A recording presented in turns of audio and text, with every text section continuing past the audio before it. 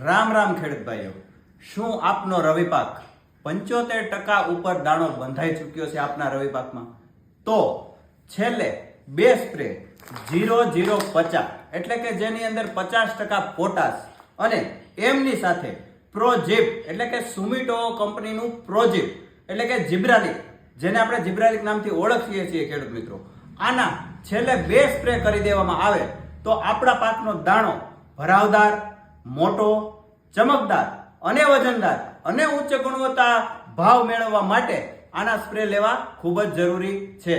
અને 0050 ની અવેજીમાં જેને આપણે રેવા ફર્ટિલાઇઝરનું સલ્ફર અને પોટાશ બંને જેની અંદર મિક્સ આવે છે એ પણ પ્રતિ પંપ 50 ml સાથે પ્રોજેક્ટ જેની અંદર જીબ્રાલિક છે એની જો જોડીના છેલ્લે બે સ્પ્રે કરી દેવામાં આવે ખેડૂત મિત્રો તો સારામાં સારા આપણા પાકની અંદર આપણે ઉત્પાદન લઈ શકીએ છીએ.